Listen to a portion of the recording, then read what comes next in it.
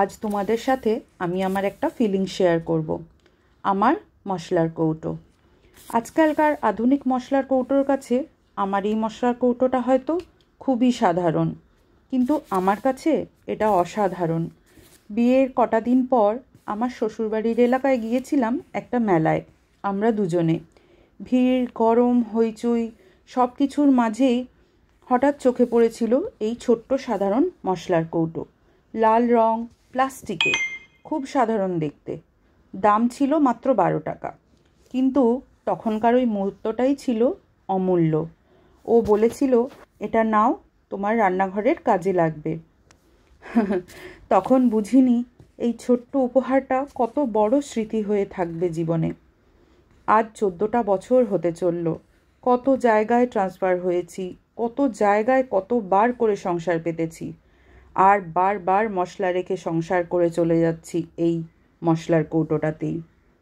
যতবার খুলি মনে হয় সেই মেলার গন্ধ, সেই ভালোবাসার ছোঁয়া, সেই নতুন সংসার পাতার আনন্দ, উৎসাহ, আর একটু আবেগ মাখা ভয়, আর সেই মধুর স্মৃতি।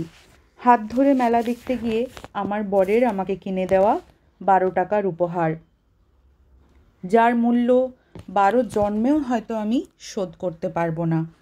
সময় পাল্টেছে, রান্নাঘর বদলেছে, কিন্তু এই কৌটোর সঙ্গে জড়িয়ে থাকা অনুভূতিটা কখনো বদলায়নি। আমার সংসার শুরু হয়েছিল এই কৌটো দিয়ে, আর আজও এটা আমার প্রতিদিনের সঙ্গী।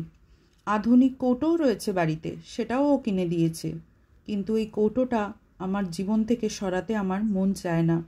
একটু পুরনো হয়ে গেছে, একটু রং উঠে গেছে, কিন্তু ভালোবাসা ঠিক আগের মতোই রয়ে গেছে, ঠিক আগের মতোই প্রিয় এই আমার মশলার কৌটো। মাঝে মাঝে এটাকে ঘষে পুরনো জৌলুস ফিরিয়ে আনার চেষ্টা করি, আর তখন মনে হয় সময় চলে যায়, স্মৃতি থেকে যায়, আর কিছু জিনিস ভালোবাসায় ভরে থাকে আজীবন। আমার এই মশলার কৌটো কৌটোটা শুধু মশলার না, এটা আমার ভালোবাসার গল্প। এই ছিল আজকে আমার মশলার কৌটোর কাহিনী।